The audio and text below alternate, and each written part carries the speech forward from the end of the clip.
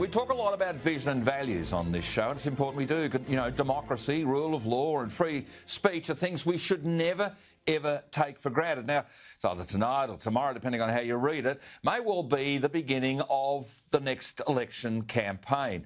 Because two of the world's oldest continuous democracies, that's Australia, that's us, and the United States, the world's most populous democracy, India, and one of the most successful democracies in Asia, Japan, are all getting together to discuss. Now, I know the Prime Minister's being polite. He's saying, oh, we'll talk about coronavirus, maybe make some vaccine over in India. I don't know why we're not making it here.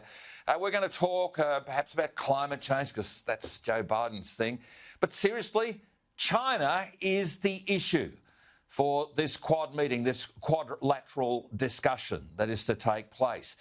Australians right now tonight feel under attack. There are islands around our coastline, some in Western Australia, some in Queensland and other parts, ports, water supply assets, housing stock, farming land, and of course markets, for multiple industries, all under the control of China. China has us in a vice-like grip.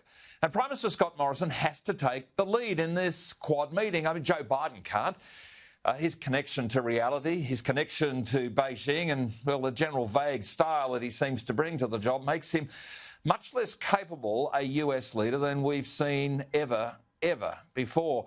Although, I guess if the State Department gives him the right lines and puts it on an auto cue, it may well be better. We might hear the right words. For Japan, well, there's a brand new Prime Minister, Suga, and of course is India's Prime Minister Modi and our ScoMo. This whole meeting has to be about values, has to be about vision, because we are in a cultural war. The international cultural elites are quite rapidly tearing apart so many of our key institutions and our cultural norms. And it really is psychological warfare. People don't know what to say, how to say it.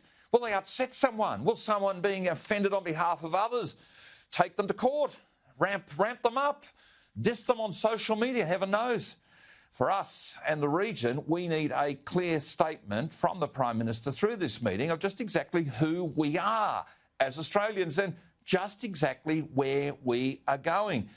The cultural diversity of Australia, the United States, Japan and India doesn't prevent unity. Sir Robert Menzies said back 50 years after our federation, back in 1951, that there's strength through diversity. In fact, it's just like a tapestry. There is a common thread through these four Quad countries, and it is about democracy. It is about the rule of law. It is about freedom and free speech.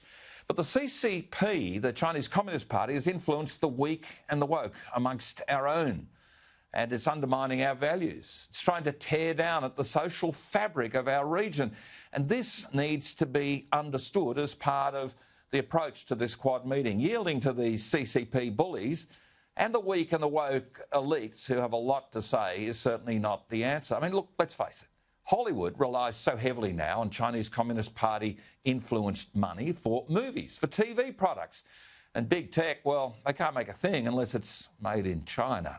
Hollywood elites have poisoned so many minds and creating narratives against our cultural norms. As I said, no one knows where to go, what to do. Everyone is so uncertain. We're weakened by all of this. Japan and India will bring a fresh and indeed strong Asian perspective on China. They've fought their wars and battles over the years with that country.